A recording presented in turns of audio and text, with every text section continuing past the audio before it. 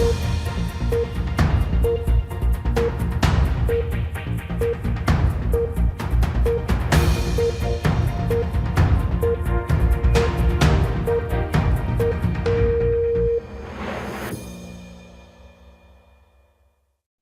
morning, everyone, and welcome to a new episode of ZEFE. Today's opening bell, or how we call it in Romania, ZEFE Deschiderea De Astăzi. We are discussing with Petr Koblic, the CEO of Prague Stock Exchange and President of FESE, Federation of European Securities Exchanges. Petr, hi, good morning. Very good morning to Romania. Thank you very much for being here, and it's great seeing you again. You've been in this interview, I think, one year ago. Let's see how's the liquidity nowadays at the Prague Stock Exchange? How did it change? We are not that happy about the liquidity. Yearly trading volume is around 22 billion euros. So it is, I would say, corresponding with the low liquidity of other European markets. The problem in our market, I believe that the similar problem is for for the Romanian market, is that we have incredibly high dividend yield. Our companies tend to pay dividends.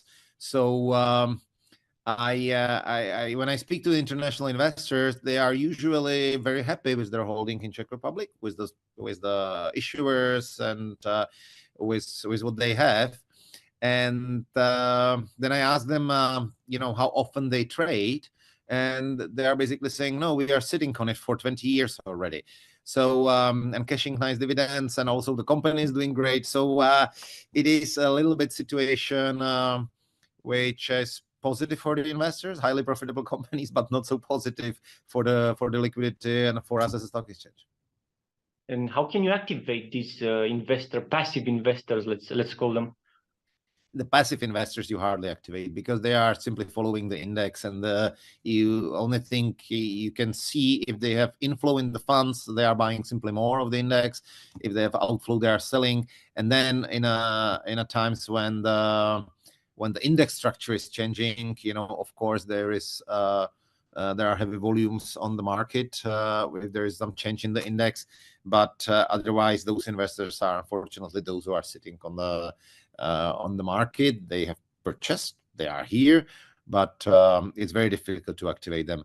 There are less and less stock pickers in the world, and it's partly replaced by more interest by retail and some of the small money managers, but it is only partial I would say replacement of those missing active asset managers and stock pickers as we saw them in 90s. Mm-hmm. How many investors are there in the Prague Stock Exchange?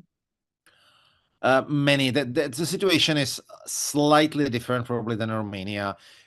You have to understand that Czech Republic, Poland, and Hungary has been on the radar, or basically all the international managers, since 90s. It's early 90s. I was like, at that time I was a salesman for one of the international investment banks, and I've been 6 times a year in New York, and basically 20 times in London, meeting all of the names, and all of these as big asset management names they were owning, or previously owning, they were thinking about owning Czech stocks. So fortunately, we were on the radar screen since the beginning of 90s. We were classified, in the major emerging market indices. So we don't have a trouble that the international audience would not know about us. There are hundreds of funds which are invested. Obviously, the other thing is where we are, in the contrary, where we are weak, and maybe Romania is even stronger in that, are the local asset managers. The local asset managers, there are just few of them, maybe up to 20, those which are, there's just some volume, and some of the pension funds are basically sticked with the fixed income, with the government bonds investing, and they don't invest in equities at all. So there is some learning curve in front of us, to convince the more pension funds and more retail investors to invest. Speaking of pension funds and dividend yields, right now in Romania, around 30% of daily liquidity is being held, let's say, held by the private pensions funds. How do you see those investors in the market?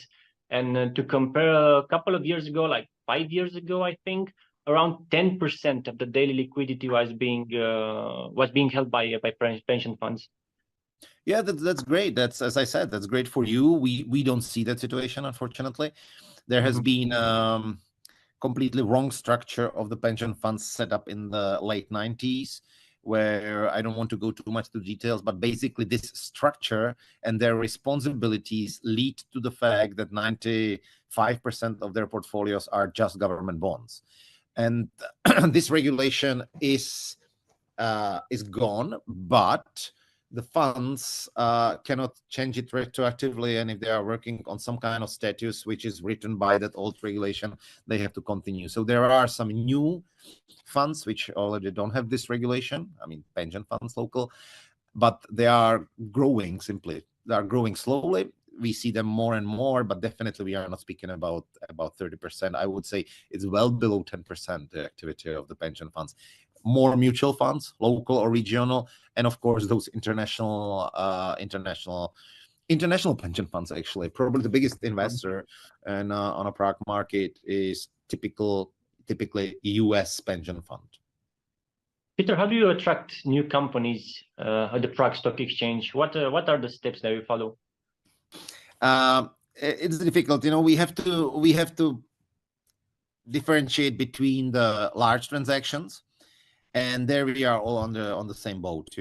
There is no difference between how we do it, how Bucharest Stock Exchange is doing that, how Stock Exchange in Spain is doing that. Simply, we have to talk to the prospectus, to the prospective clients, prospective bigger companies, and try to convince them. Many of them simply don't want to go to the exchange, or they are, somehow living in idealistic ideas about going to the United States. Usually they are not big enough for doing that, so they are kind of in waiting positions. Thanks God we are not losing big transaction listings to some other place like London or Amsterdam or whatever. Simply the activity of the Czech companies, of the big Czech companies, is not there. When we are speaking about smaller companies, SMEs, we developed a very vibrant SME market, which is called Start. There has been, I believe, 15 listings in the last 4 years. Maybe it sounds slow number, but it's big success, for Czech market. There haven't been such a small market segment in past at all. And around that, we develop some kind of ecosystems, and also it resonated in the media, and it's considered as a successful project, and therefore the bigger companies are calling us more, thinking about the listing, because before we found this successful SME platform, many of the big companies were saying like, oh yeah, Prague Stock Exchange, it's too small. We will go to London, or we will go to New York. Now, when they see that we are capable of doing something, there is an ecosystem, there are people buying smaller Czech stocks, they are saying, okay, we are bigger, but maybe a local IPO would be as well successful. We also had this case in Romania. Yeah, the biggest problem for sure in the whole thing is lack of investment banking dedicated teams and dedicated institutions.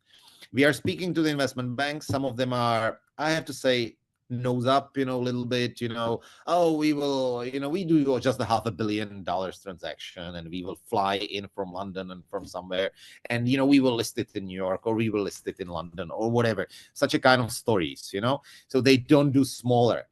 And it is very difficult to convince any of the investment banks here to enter into the 100 million euro transactions.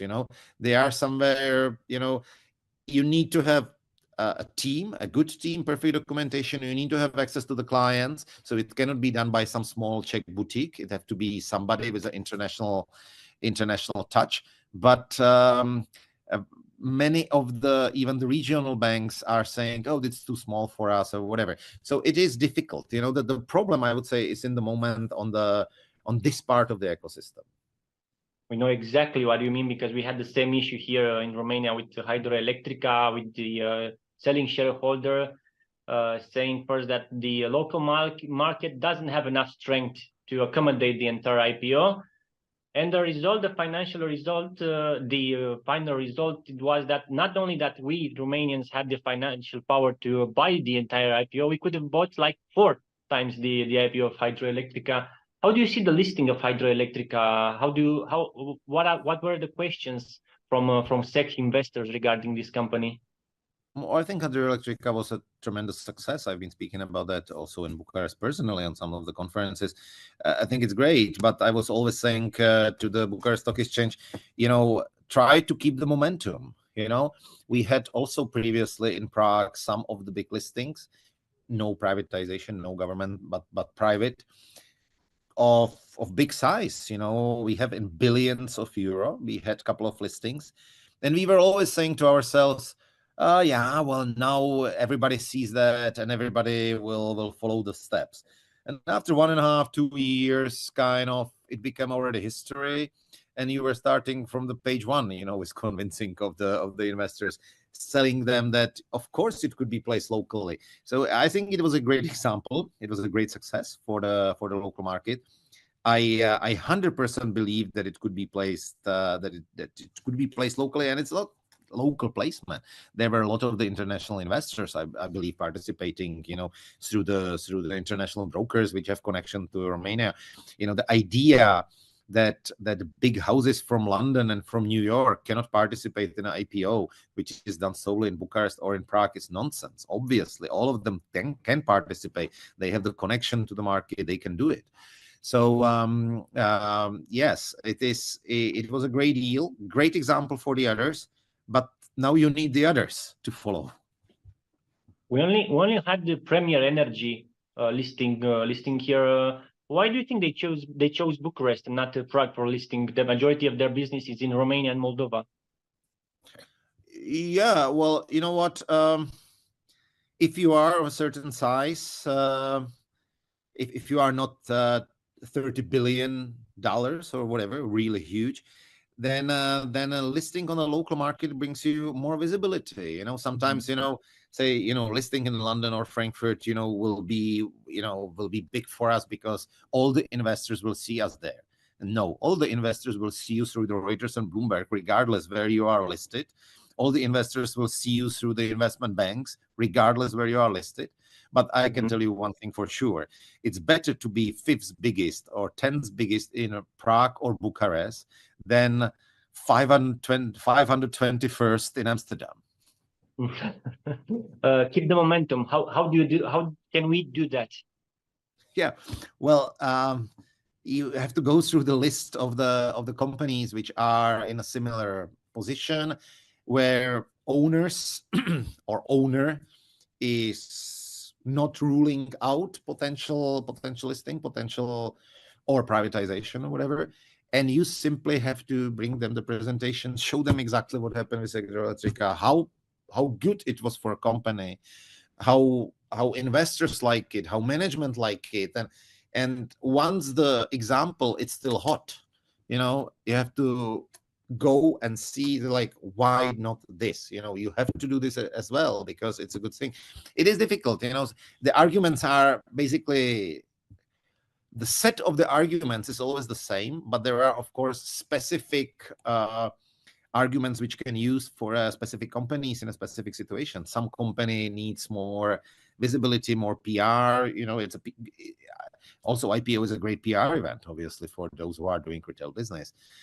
Some companies wants to get rid of some small shareholder.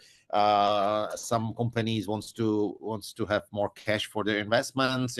So the major trigger for the IPO could be different in the companies, but the whole set of the arguments is usually up to 5 or 10 arguments, and the one which is most important for a specific company you are visiting is the one you should use. And Peter, the 1 million points questions, let's say, what does Prague Stock Exchange have that you think Bucharest lacks? And the other way around, what does the Bucharest Stock Exchange have and Prague would like to have? I start with the second one. Of course, I already mentioned it, pension funds. Yep. You know, pension funds are vibrant in Romania. Romania is in general a bigger country, so there is, I would say, although we are richer per capita, Romania will slowly but surely catch up. So it will actually be bigger economy than Czech Republic one day. So there is a bigger potential, more savers, pension fund, as I said. So this is the thing which Romania can enjoy for the further development of the capital market, obviously. The major difference between what Prague has as on the plus side is what I also spoke about in my first answer. You know, we are recognized by most of the international investors and most of the investment banks around the globe already since 90s, where there have not been any other emerging markets in Europe and much less in the world. And you know, the focus was on us. So you know, investors know us. We don't have to so much explain where we are, who we are, because they used to trade on our market and used to own Czech stocks for 25 years. Another factor is we are in one group together with Wiener Börse. I'm also a board member of the Wiener Börse as well. And of course, we are joining forces in some of the activities. Mainly, obviously, we are using the same trading system. We have the same membership agreements that we have. We are selling data together through the very wide network of Wiener Börse. So this cooperation works very well. And obviously, this is probably another advantage which Prague has. We will have Christoph Bosch and the interview at this show soon enough. I think this week. Peter, thank you very much. And as a conclusion for the Romanian authorities, for those who moved the money, what do you say? Yeah, don't be afraid about the capital markets. You know, there is the capital markets is, and I strongly believe that, and some people in the European Commission already believe that as well, that the major difference between how good quality is American economy and European economy are the capital markets and financing of the companies. European economy is financed by the debt. American economy is mostly financed by the equity. Great entrepreneur ideas are coming through the equity financing, not through the debt financing. So we have to go more for the equity financing, because if we have in Europe more equity finance companies, the growth of the European companies will be bigger, there will be more jobs, there will be more resilience of the European economy. Thank you. Impressive conclusion. Don't be afraid of capital markets. Petr Koblic, CEO of Prague Stock Exchange and President of FESE. Peter, thank you very much. Thank you, and bye-bye. Thank you very much. Până data viitoare, fii întins la investiții câștigătoare. Numai bine!